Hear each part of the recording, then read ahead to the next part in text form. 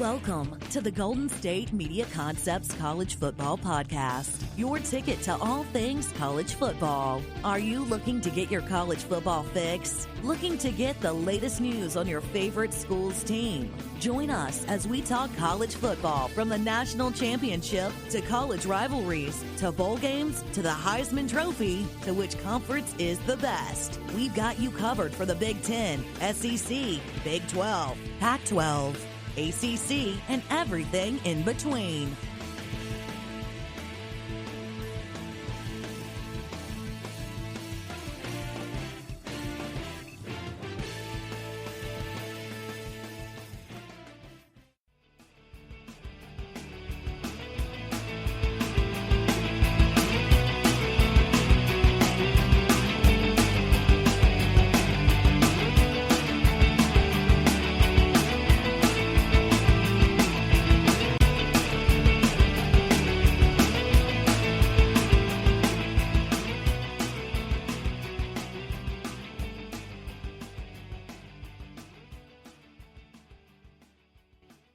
Hello, everybody, and welcome back to the GSMC College Football Podcast, brought to you by the GSMC Podcast Network. I am your host, Danielle. Thank you for tuning in on this lovely Thursday when you're listening. Maybe Friday, maybe it's Saturday, and you're getting ready to watch another week of college football. Last week was absolute mayhem, not just in college football, but in life in general. I think you guys know what I'm talking about. The election. I was a basket case of emotions all week. I have a habit, I don't think I've talked about this, but I have a habit of not sleeping on election nights. It's happened the past 3 when I was like 13. I didn't sleep on the 2012 election. I did not sleep on the 2016 election night. This year I didn't either. And it was a little stressful, I'm not gonna lie, waking up and hearing that President Trump was winning, and then it was mayhem, to say the least. I was refreshing Twitter like crazy. I've never watched so much CNN in one day, in 4 days. I don't know if anyone's TV does this, but I had like the notification, like, you haven't touched your remote in 5 hours. It was a lot. No matter what I was doing, I was watching CNN. But on Saturday morning, I woke up to the amazing news that Joe Biden is our president-elect. It was a good day, to say the least. I am not trying to get too political on here, but I should be real. It was a good day, and then we had some amazing football. I also want to give a little shout out to the place I'm sitting in right now where I'm recording. I'm recording from my bedroom because I'm in San Diego. We actually had a huge power outage, which is why there was no Monday episode. We had a huge power outage for like 3 days. I could not get the episode up. And it's freezing here. Like, it's genuinely freezing. And so for the past, I don't know, 3 days, I've been doing this thing where I wake up, I have coffee, and then I sit in my bed. I haven't had coffee yet. I woke up and I'm recording this thing for you guys, but it is freezing. I'm tucked in my sheets. I do have a door open, which is not the best idea, but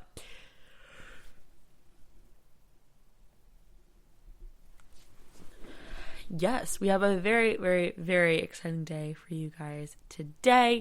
We're going to be doing a quick little recap of the weekend. Like I said, there was no Sunday episode because of that power outage. And then we're going to look into some AP Top 25, as well as some news from this week. There's been a lot of coronavirus-related news and others. Then we're going to look forward to week 11. And yeah, that is our little fun episode for you guys today. So let's get into it. The Notre Dame game, guys, wow. I have one of my best friends went to Notre Dame. He played tennis there, and let me just say, oh my gosh, the man's not invested in football. He's never been invested so much. I was actually at a restaurant watching this game because I was at a dinner with my boyfriend, and I was like glued to the TV. And usually when I'm at dinner, like, I really don't like to be on my phone. I was glued to the TV and my phone and Twitter. Oh my gosh, this was the game of the year. Georgia, Alabama, no, move over. This was the game of the year. It was absolutely wild, and a top 5 matchup between the then number 1 Clemson and the then number 4 Notre Dame was everything college football fans would have hoped for and more. The Fighting Irish overcame several offensive mistakes and a tremendous effort by Clemson's DJ Ujulari, their quarterback, who was filling in for Trevor Lawrence, who was out with COVID. They beat the then number 1 team 47-40 in double overtime. This was the Notre Dame's first home win over a number 1 team since the game of the century versus the top-ranked Florida State in 1993. The Seminoles did go on to win the championship that year. And Clemson will hope to do the same. This is a storyline for a future date, though. Notre Dame made a complete team effort to beat the Tigers, getting huge plays from its defense, quarterback Ian Bach and running back Kieran Williams. The Irish started the game with the bag, as Williams ran 65 yards and a touchdown to give him a 7-0 lead. Williams finished the game with 140 yards on 23 carries and 3 scores. The Irish did jump out to a 10-0 lead before Eulogy could give Clemson's offense on the scoreboard. The true freshman hit receiver Cornell Powell for a 53-yard touchdown, and from there it was game on. Notre Dame did take a 23-13 lead at halftime, but Clemson outscored the Irish 10-0 the third quarter to tie the game heading into the fourth. The Irish... excuse me. After the team traded field goals, Travis Etienne scored to give Clemson its first lead of the game, 33-26, with 3 minutes remaining in regulation. A Notre Dame turnover on downs with 2:10 remaining nearly spelled doom for the Irish, but the defense forced a 3-and-out to give the offense the ball back one last time. Book and Good made good on the opportunity, driving 91 yards in 1 minute and 26 seconds to tie the game 33-33. Clemson and Notre Dame traded scores in the first overtime run, setting up the Irish to play offense first in the second overtime. Williams scored the first touchdown of the game on another 3-yarder. Final touchdown, setting Clemson up for the tying score. 2 sacks and incompletion gave the Tigers an insurmountable 4th and 24 from the Notre Dame 39.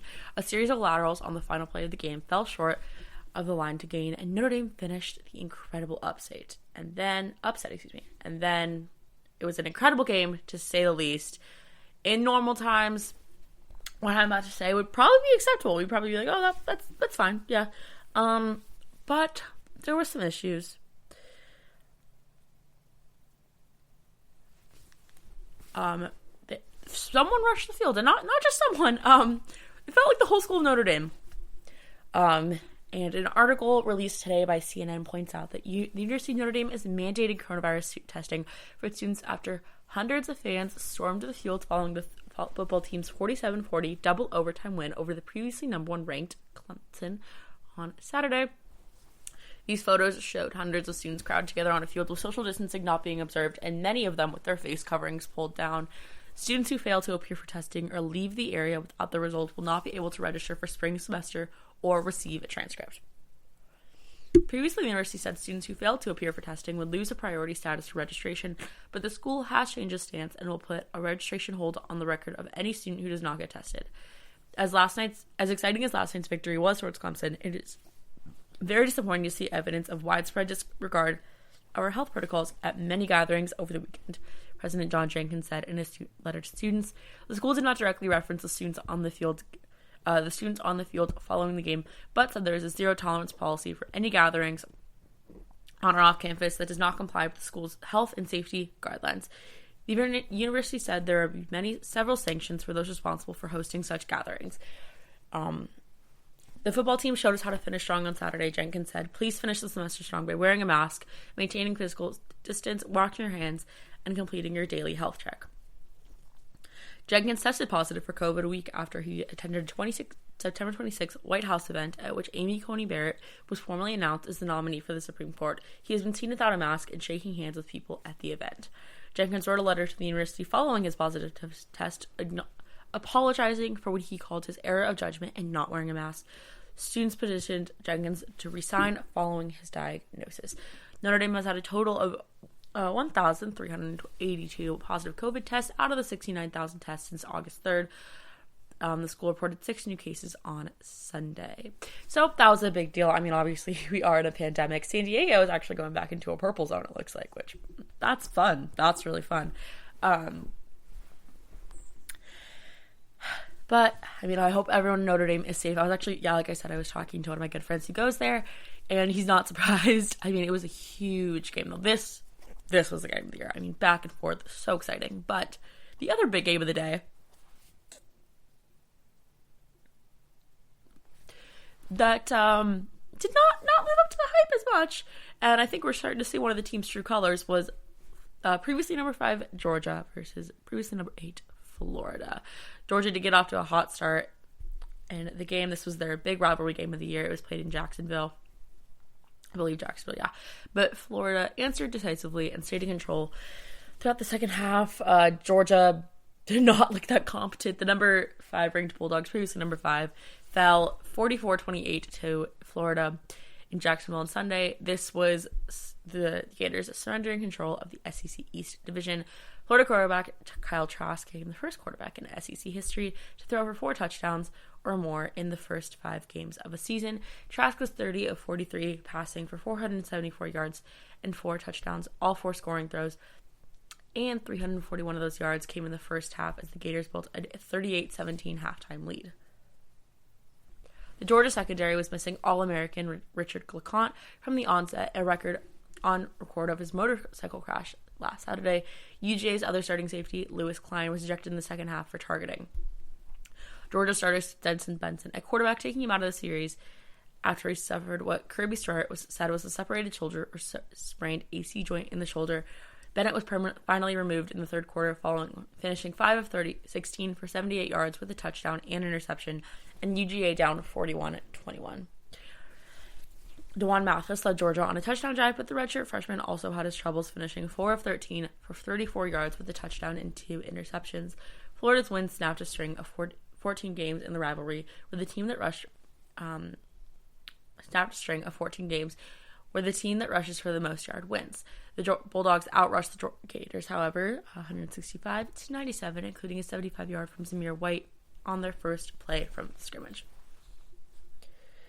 So, like I said, Georgia did just fall level little. It was not the best game for the Georgia Bulldogs, to say the least, but all in all, a big day for the Florida Gators. Excuse me. This was a big day for the Florida Gators, to say the least. Kyle Trask looked amazing. Kyle Pitts looked amazing. I mean, really, the Florida Gators cannot be stopped. They are seen as the other team of the SEC behind Alabama now. Georgia has fallen, as we'll get into in our next segment. But those were the 2 big games of the weekend. Just wanted to recap that for y'all. But coming up, we're going to be looking at the AP, some winners and losers, as well as some news to catch up on. So stay tuned for that. Are you looking for the very best NFL and college football podcast? Then check out the GSMC Football Podcast. Get the latest football news both on and off the field. From the NFL Draft to trades to the rumor mill to the NFL Combines, they got you covered. That's GSMCpodcast.com/football-podcast. Get updates on college rivalries, game day insights, and much, much more. It's football talk the way you want it. This show eats, sleeps, and breathes football. Don't forget to like them on Facebook and follow them on Twitter. Visit GSMCpodcast.com for more info.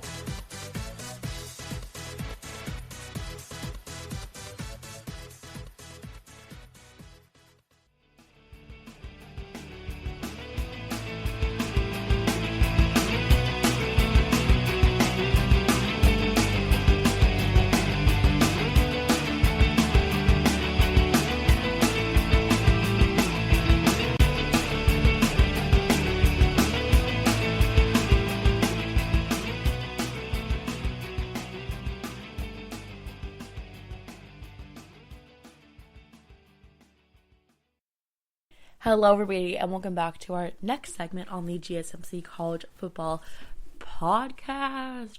Woo, woo, woo. It's gotten colder since our little commercial break there, but we're getting into the AP poll. There was a lot of shakeup this week, a lot of turnover. Haha, that's funny. And some winners and losers, as well as some news. So, there's a new number 1 at the top of the college football rankings as Alabama moved over to take the top spot in the new AP Top 25 poll following Clemson's overtime loss to Notre Dame. The Crimson Tide were off in Week 10, but have slowly gained on the Clemson's lead in the ballots, closing the gap in voting points and first-place votes over the last month. The Tigers fell to number 4 after the defeat, and Alabama took a large portion of those first-place votes to establish a firm hold on number 1. Notre Dame moved up to number 2 over their epic win, picking up just 2 first-place votes along the way, while Ohio State remained at number 3 with 1 place votes after a routine dispatching of Rutgers. Florida moved up from number 8 to number 6 after beating Georgia in Jacksonville, Florida, but the vote kept the Gators rising from jumping ahead of Texas A&M who won the head-to-head meeting earlier in College Station, Texas. Georgia fell to seven spots, number 12, after the loss, but perhaps even more disappointing is being on the outside looking in of an SEC championship race. This week's AP balloting saw big gains for Northwestern and Indianans, as well as the end of the run of Michigan. Since the start of the 2018 season, the Wolverines have been ranked in every AP Top 25 that they've been eligible for consideration.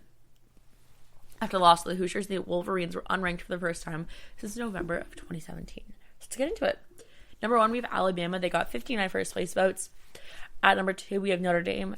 At number 3, we have Ohio State. At number 4, we have Clemson, who was previously number 1. At number 5, we have Texas A&M. At number 6, we have Florida. At number 7, we have Cincinnati. At number 8, we have BYU. At number 9, we have Miami. At number 10, we have Indiana. At number 11, we have Oregon. At number 12, we have Georgia. At number 13, we have Wisconsin. At number 14, we have Oklahoma State. At number 15, we have Coastal Carolina. At number 16, we have Marshall. At number 17, we have Iowa State. At number 18, we have Oklahoma. At number 19, we have SMU. At number 20, we have USC. At number 21, we have Liberty. And Texas, At number 22, we have Liberty. At number 23, we have Northwestern. At number 24, we have Auburn. And at number 25, we have Louisiana Lafayette. So number 21, Boise State. And number 23, Michigan. Dropped out, and other received rankings were UNC, Army, Tulsa, Utah, Washington, Arizona State, Purdue, Wake Forest, Boise State, Appalachian State, Cal, Maryland, and Nevada. You have to wonder how much revenge will be on Alabama's mind as they go on the road to LSU on Saturday. You have to remember that the Tigers took great joy in beating the Crimson Tide in Tuscaloosa last year. So that will be an exciting matchup to see.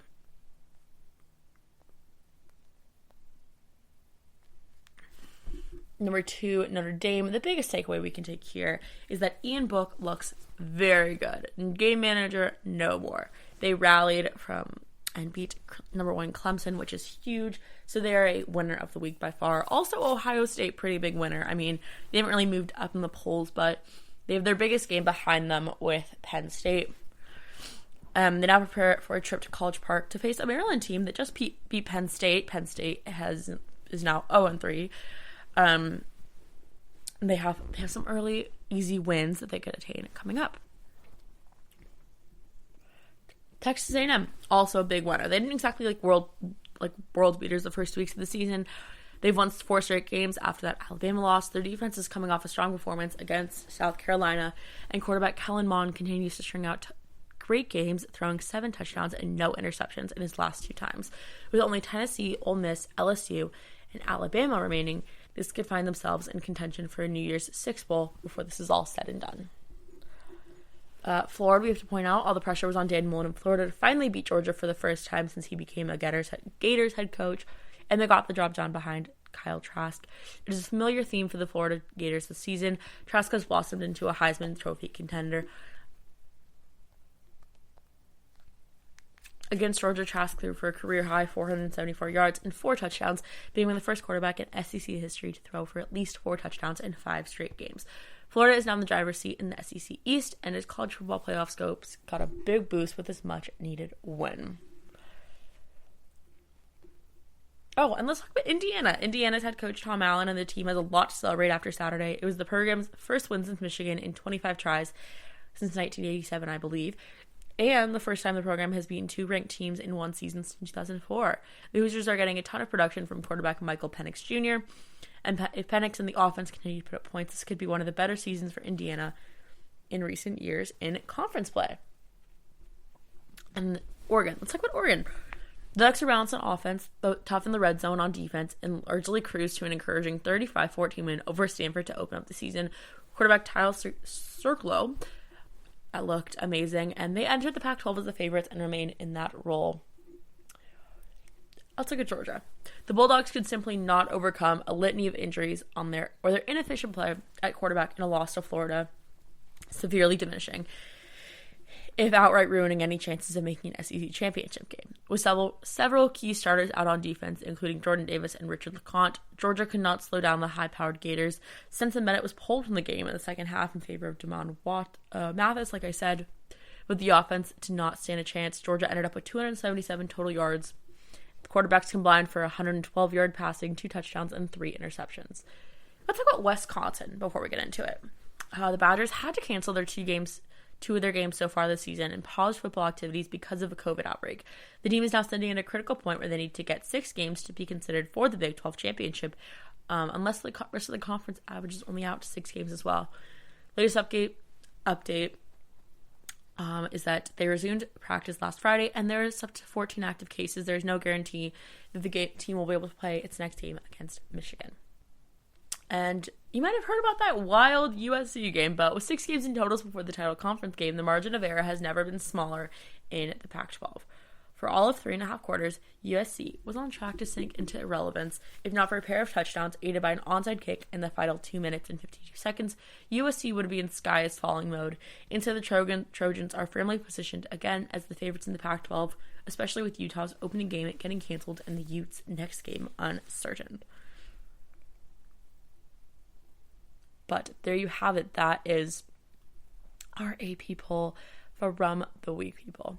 And coming up, we are going to be looking at some news for the week, as well as previewing this semi-unpredictable week 11 of college football. So week 10, of college football. So stay tuned.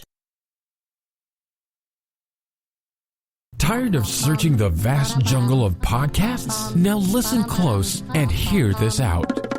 There's a podcast network that covers just about everything that you've been searching. Hey! The Golden State Media Concepts Podcast Network is here. Nothing less than a podcast bliss with endless hours of podcast coverage.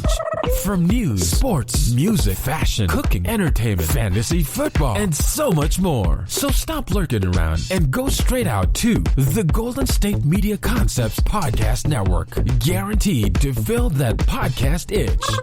Whatever it may be. Visit us at www.gsmcpodcast.com. Follow us on Facebook and Twitter, and download us on iTunes, SoundCloud, and Google Play.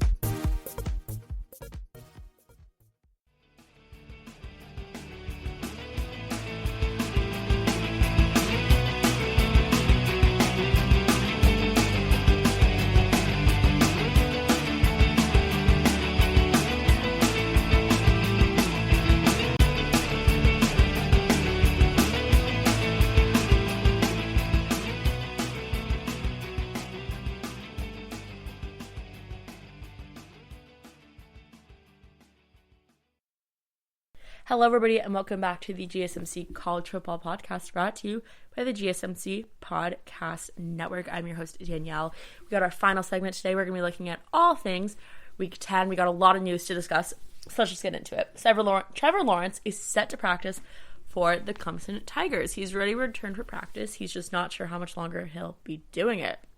That is the main thing we'll be talking about today. The Tigers quarterback said Monday that he's feeling good after a bout with COVID-19, and he expects to return this week to practice this week. Clemson has an open date Saturday, and on the subject of his NFL future, Lawrence said he's just trying to leave his options open. I'm just trying to enjoy my last few months here, if that's what I decide to do, he said. Lawrence said that his COVID-19 test on Wednesday, October 28th, came as a surprise. Since all this has been going on, I haven't been in large groups. I try to avoid that. But the thing is, you can track it back to so many people, and I think I could have gotten it here or there. I tried to keep my circle tight, but it's hard when people don't know if they have it, Lawrence said. He said upon reflection he had minor symptoms starting that Monday, but he had practiced as usual, assuming it was allergies. By Thursday, the day after his COVID test, he said his symptoms worsened significantly, and he felt pretty bad for about 48 hours. That weekend, he was largely back to normal, though he experienced some issues with his sense of taste and smell. Excuse me. Someone is calling me. Lawrence said his team remains in good spirits after their loss to Notre Dame, and he believes Clemson still has a strong shot at winning a national championship, aiding that he's eager to lead the role once again, and he also praises DJ Uiagalelei. Next news segment of the day is Mississippi State versus Auburn. This game has been postponed due to COVID-19. Saturday's football game between Auburn and Mississippi State has been postponed because of COVID-19 issues within the Bulldogs program based on positive tests, and those and those considered as close contacts, along with non-COVID injuries. We do not have the minimum number of scholarships student athletes available for Saturday's game against Auburn. Mississippi State Director of Athletics John Cohen said in a statement, "While we are disappointed that Saturday's game had been postponed, our priority is the health, safety, and well-being of our student athletes and staff. We will continue to follow all established protocols and evaluate the most responsible path to return to the field." The SEC released a statement Monday that the game would be tentatively rescheduled for December 12th.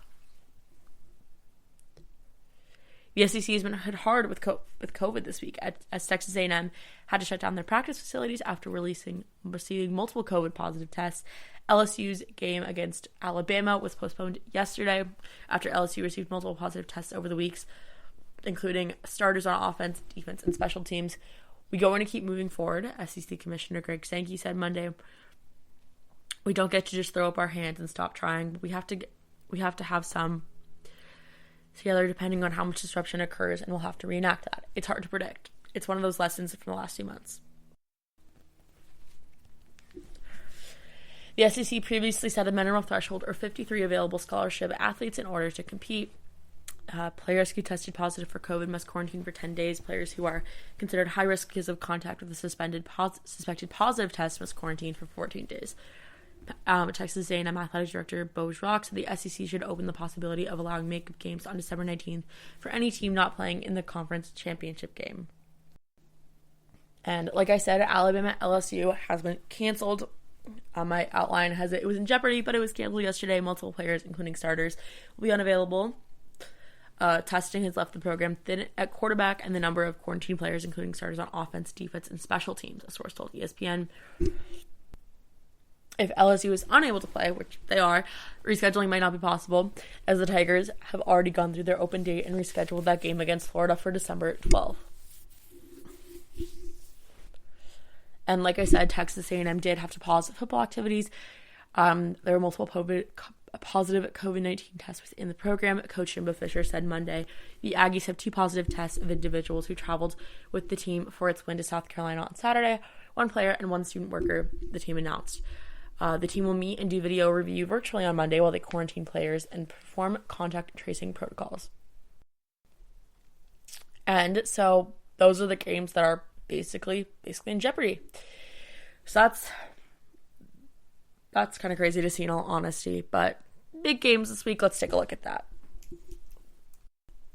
For week 11, Cincinnati is going to play East Carolina this Friday. Liberty is playing WCU.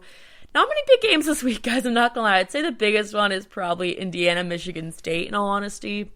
That one looks like the big game just because of Michigan State's recent upset against Michigan, as well as Indiana's reign. Like I said, Ohio State is facing a strong Maryland team. Justin Fields looks better than ever. SMU does play Tulsa, which is expected to be a strong game because Tulsa was receiving some top 25 votes, and SMU looks pretty dang good.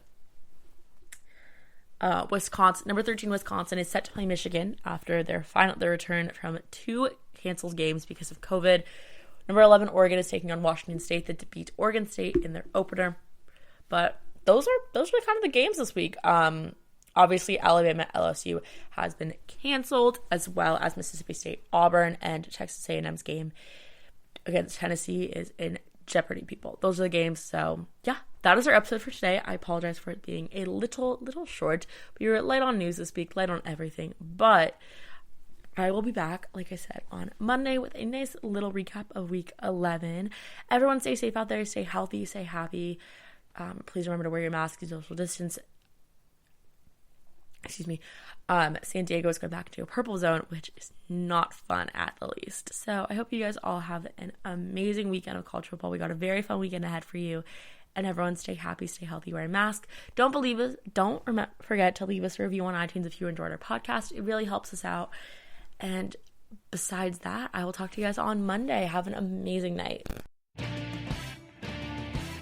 You've You've been listening to the Golden State Media Concepts College Football Podcast, part of the GSMC Podcast Network. You can find this show and others like it at www.gsmcpodcast.com. Download our podcasts on iTunes, Stitcher, SoundCloud, Google Play, or anywhere you find podcasts. Just type in GSMC to find all of our shows from the GSMC Podcast Network, from football to basketball, baseball to MMA, and even soccer. You can also follow us on Twitter and Facebook. Thank you, and we hope you have enjoyed today's episode of the Golden State Media Concepts College Football Podcast.